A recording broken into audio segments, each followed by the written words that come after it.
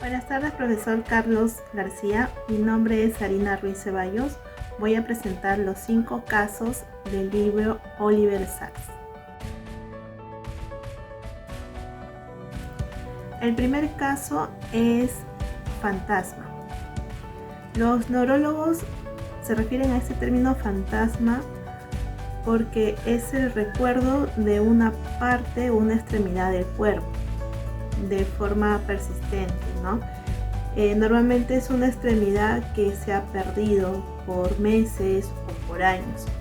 En este caso del fantasma se dice que un marinero perdió el dedo índice de la mano derecha por muchos años, ¿no? Entonces él creía que aún tenía el dedo, ¿no? No era consciente de que ya lo había perdido en sí.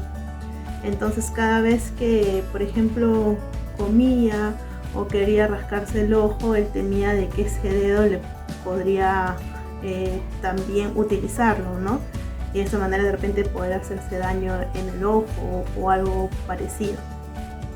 Entonces este caso pues cuenta de que luego este marinero, ¿no?, contrajo una neuropatía diabética sensorial grave y perdió la sensación de poseer dedos.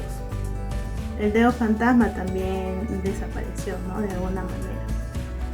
En el caso de diagnóstico sintomático es pues lo que le describía, ¿no? Siempre se acercaba la mano a la cara para comer o rascarse la nariz. Temía que ese dedo fantasma, ¿no?, le sacase el ojo. Sabía que era imposible, pero la sensación estaba ahí, ¿no? Y era irreprimible. El diagnóstico etiológico, bueno, lo que le mencionaba, ¿no?, neuropatía diabética sensorial. Diagnóstico topográfico, se ve afectado la zona cortical S1, que se refiere a la localización y discriminación de sensación y dolor, y M1, que es la corteza motora relacionada con el dolor. Diagnóstico sindromático, agnosia digital. El segundo caso es un pasaje a la India.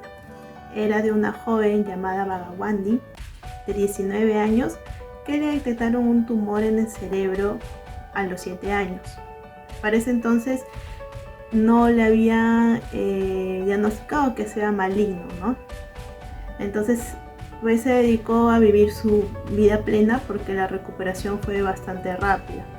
Luego a los 10 años, pasando los 10 años, volvió a tener un tumor. Cuando en ese entonces ya era de forma expansiva y era maligno. No era posible en ese momento poder extirpar ese tumor y se efectuó una descompresión para permitir que se expandiera, ¿no? En este caso el diagnóstico sintomático es parálisis del lado izquierdo con ataques, convulsiones y estados de ensoñación. Diagnóstico etiológico, tumor maligno en el cerebro. Diagnóstico topográfico, afecta la parte del lóbulo temporal en el área de Brodmann número 20 y 21. Diagnóstico sindromático, agnosia. Tercer caso es llamado Rebeca. Era una joven de 19 años que ella creía que aún era niña. ¿Por qué? Porque no podía hacer actividades como, por ejemplo, abrir la puerta con una llave, dar paseos o dar vueltas a la manzana. Lo hacía con la ayuda de su abuela en sí, ¿no? También tenía deficiencia de la coordinación de sus movimientos, pero eso no ocurría cuando ella bailaba, ¿no? Porque no se sentía torpe al momento de bailar. Eso es lo que pasaba con Rebeca, ¿no? Ahora, el diagnóstico sintomático, deficiencia motriz e intelectuales. El diagnóstico etiológico, fisura palatina facial, mitopía degenerativa. Diagnóstico topográfico, área de Brodmann 4, 5, 6, 7 y 25. Diagnóstico sindromático, aprasia y agnosia. Se trata de un joven llamado Donald que mató a su novia estando bajo los efectos del PCP. El PCP es una feniciclidina, que es una droga, ¿no? Por ese motivo, pues lo que ocurre con él es que no recuerda ese hecho, no recuerda haber matado a su novia y haber cometido el asesinato. Tras 5 años después, se cuenta de que él se compró una bicicleta y tuvo un accidente donde perdió el equilibrio, ¿no? Golpeándose la cabeza de forma violenta, ¿no? Entonces fue recuperándose de forma paulatina, donde él recupera la conciencia, ¿no? Siendo totalmente una pesadilla para él porque empezó a tener recuerdos, ¿no? De lo que él había hecho.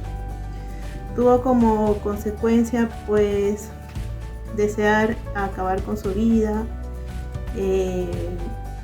quería matarse pues como en 3 oportunidades, ¿no? Entonces, ¿por qué motivo? Porque todos estos recuerdos pues lo interrumpía, vivía obsesionado y totalmente atormentado. Entonces el diagnóstico sintomático que le he colocado es olvido de hechos, amnesia orgánica por consumo de PCP.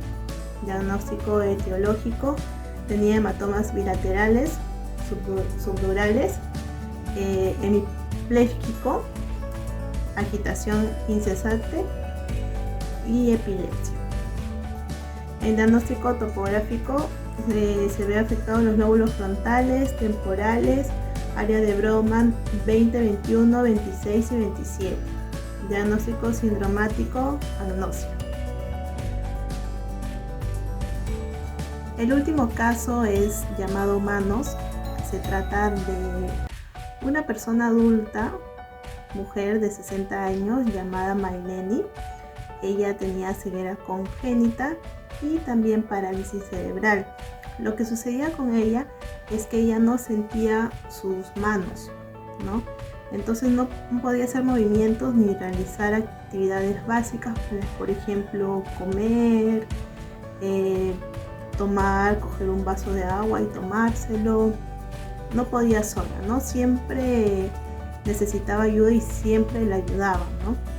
Cierto día, pues, una de las enfermeras las cuidaba, bueno, en sí las enfermeras que la cuidaban, dejaron la comida a un lado y no le dieron de comer, no le ayudaron a comer. Entonces, ¿qué hace Maileni? Estira el brazo, ¿no? Para tocar la comida. Entonces, esa fue la primera vez que ella hacía un esfuerzo, ¿no? De esta manera descubre que sus manos no eran inertes como ella creía en su momento. Entonces, el diagnóstico sintomático que le he colocado es no reconoce sus manos, necesita la ayuda de los demás para poderse valer de sí mismo, ¿no? Diagnóstico etiológico, trastorno de percepción, parálisis cerebral. Diagnóstico topográfico, son afectados el lóbulo frontal, área 4 y 6 de Brodmann.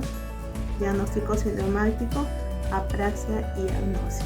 Entonces, esos son los 5 casos, profesor, que he elegido del libro, de los cuales los diagnósticos han sido según Ardila y Ostrowski.